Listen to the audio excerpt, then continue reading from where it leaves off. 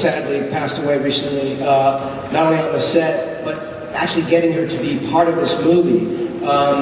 You know, to have people who were there, who had worked with Gene, not the least of which obviously was Mr. Nimoy, who an more elegant, thoughtful, considerate, and caring man does not exist. He is remarkable.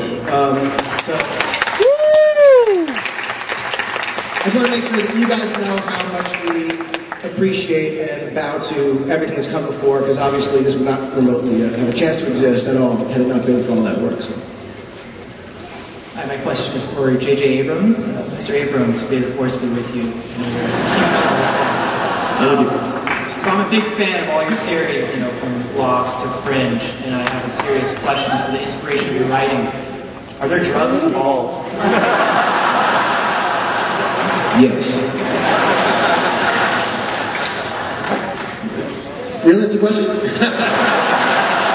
Right on. The answer, yes. Yeah. Just Ambien on the plate, but nice to meet you. JJ, thank you for being here with us and taking the time to spend today here with us. Real quick, I read a blog last year from Kevin Smith stating that he had the opportunity to go into the editing room with you, and he got a sneak peek of some of the footage that you were cutting together.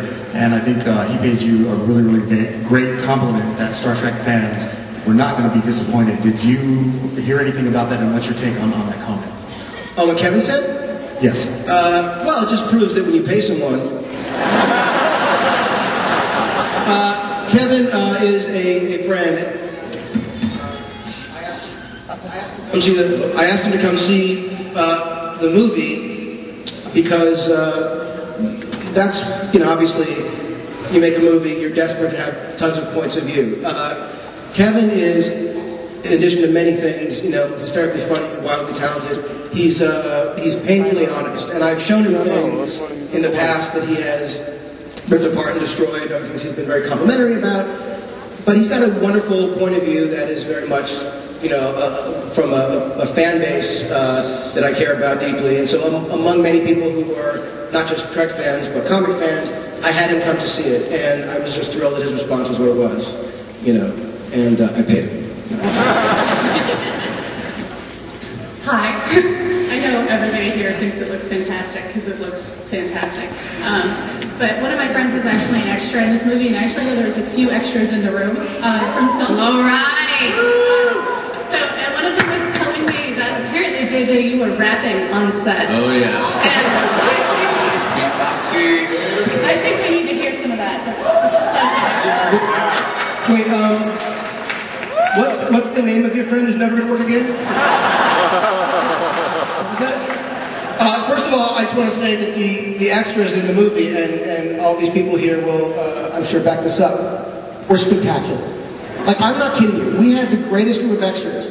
There were some times I was like, Chris, Zach, could you bring the extras? But like, they were so good. Weren't they amazing? Like, and they were so, like, they were tireless, and they were there for a long time anyway. So I'm a huge fan of whomever you're with, and whoever's here who's in the movie. Can you stand up?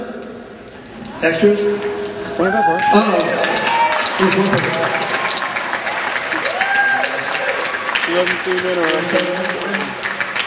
How's it going?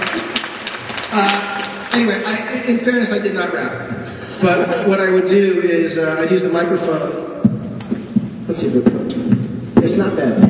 And then usually I would do this, and then Chris Pine would come a little rap, right? Come on, Chris.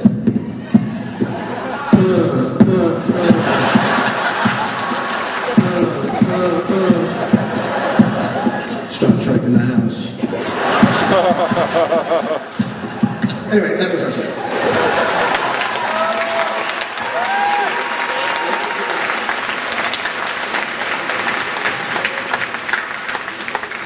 So, hello. I'm representing the deaf community, and we are a contingent here, and I want to thank you for making a visual movie, because our sign language is cinematic in nature. And we look forward to the caption version of your newest movie, and thank you so much. And hey, JJ, please include deaf characters in your next movie. Lost, or Lost, okay? Thank you. Woo! Deaf people rock.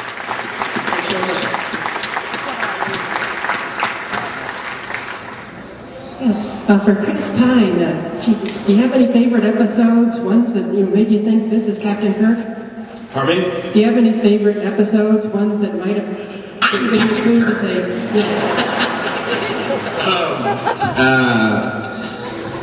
That would be up there. The split Captain Kirk, the evil Captain Kirk, being a good one. I love it when he fights Finnegan. That was just hysterical. That was a great one, yeah. I love that one. When he wrestles the young boy, I don't know if I would do that.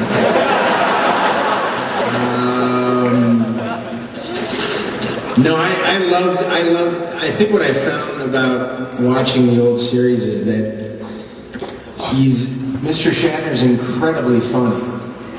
And I think it's the same humor that he brings to Boston Legal in a whole different way. No, but it's that twinkle in his eye that kind of anything can happen, and it's the twinkle in his eye. It's something you can't, it's something that I couldn't try to recreate for the life of me, but tried to bring my own thing. Gee.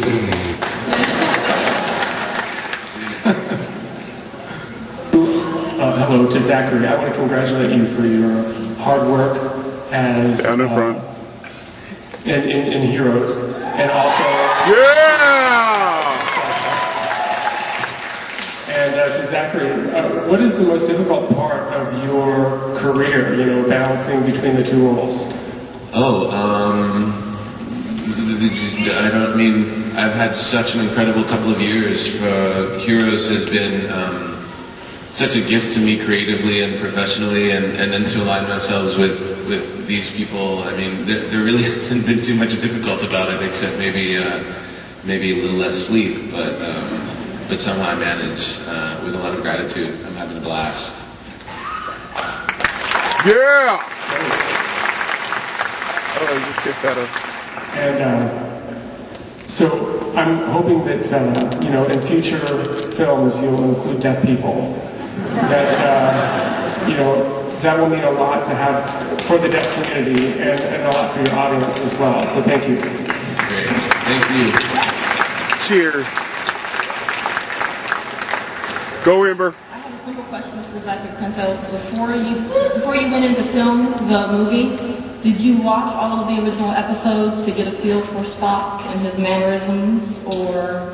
I did not watch the original series. I had the advantage of working really closely with Leonard leading up to the production, so I took advantage of that. He and I met a number of times, and he was such a valuable resource for me, and he made himself so incredibly open and available to my questions. So I really used that initially. I started watching the original series actually when we were shooting. I would watch it in my trailer, there was basically always an episode playing when I was sort of hanging out in my room.